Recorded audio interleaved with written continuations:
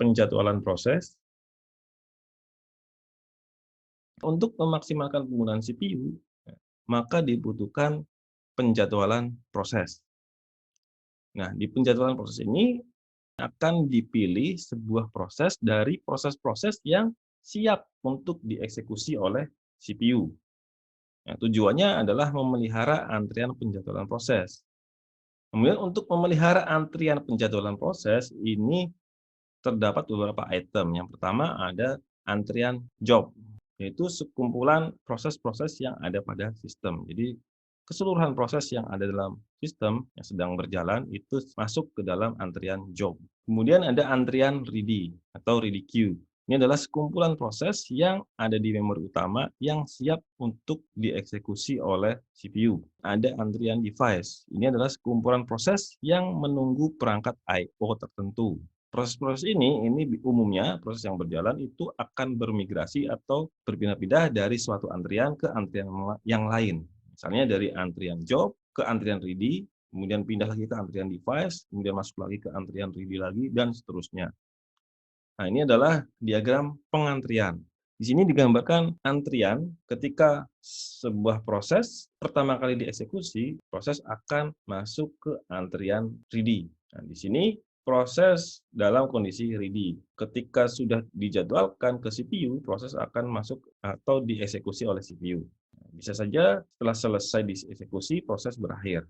Atau proses bisa saja meminta I/O atau merequest I/O, misalnya merequest input dari keyboard atau dari mouse atau dari yang lain. Bisa saja beberapa proses akan menggunakan I/O yang sama, sehingga muncul antrian I/O.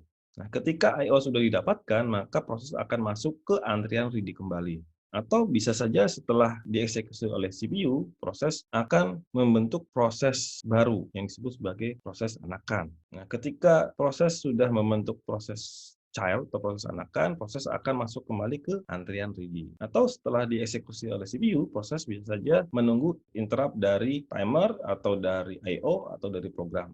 Nah, ketika interrupt sudah dikembalikan, maka proses akan masuk ke antrian ready kembali. Terdapat 3 jenis penjadwalan pada proses. Yang pertama adalah penjadwalan jangka pendek, yang kedua penjadwalan jangka panjang atau long term scheduler, yang ketiga ini adalah penjadwalan jangka menengah.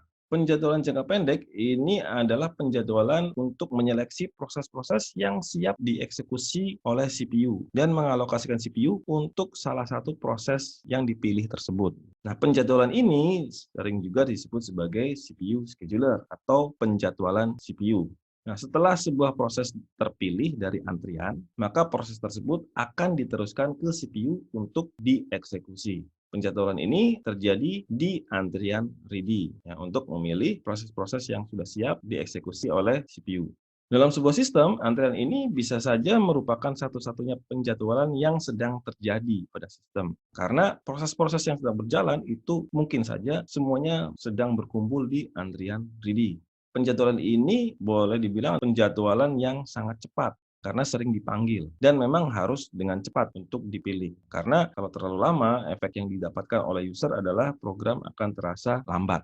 Kemudian penjadwalan yang kedua adalah penjadwalan jangka panjang. Jadwal ini sering juga disebut sebagai job scheduler, yaitu menyeleksi proses-proses dari sebuah kelompok dan membawanya ke memori utama. Penjadwalan ini jarang dipanggil karena terjadinya salah satunya adalah ketika sebuah program pertama kali dieksekusi untuk masuk ke memori. Nah, ini juga bisa digunakan untuk mengontrol derajat multiprogramming, yaitu mengontrol jumlah proses yang ada di memori utama. Ketika kapasitas memori utama terbatas, maka tentu saja proses-proses yang sedang berjalan itu juga terbatas. Secara umum, proses bisa digambarkan menjadi dua macam, yaitu I/O bound process. Ini adalah proses yang lebih sering melakukan permintaan I/O dibanding melakukan komputasi. Nah, proses ini akan menghasilkan CPU burst yang pendek-pendek. Jadi lebih banyak dalam kondisi waiting, saya menunggu I/O, menunggu perintah dari user yang melalui mouse atau melalui keyboard dan sebagainya. Jadi proses yang tergolong I/O bound process itu ciri khasnya jarang masuk kondisi running. Ya, sehingga kalau kita lihat dari grafik di Task Manager itu CPU burst-nya sebentar-sebentar dan pendek-pendek. Kemudian ada proses yang sifatnya CPU bound proses. Ini adalah proses yang lebih banyak menghabiskan waktu untuk melakukan komputasi dan mungkin jarang untuk mengakses I/O. Nah, ini ciri khasnya adalah CPU burst yang dihasilkan itu lama. Jadi kebalikan dari I/O bound proses. Nah, penjadwalan jangka panjang ini berusaha untuk melakukan proses mix dengan baik antara proses yang tergolong I/O bound proses dengan proses yang tergolong CPU bound proses. Kalau kita kembali ke bagian tentang penjadwalan sebelumnya, maka posisi penjadwalan jangka panjang itu ada di sebelum antrian ready dan penjadwalan jangka pendek itu terjadi di setelah antrian ready.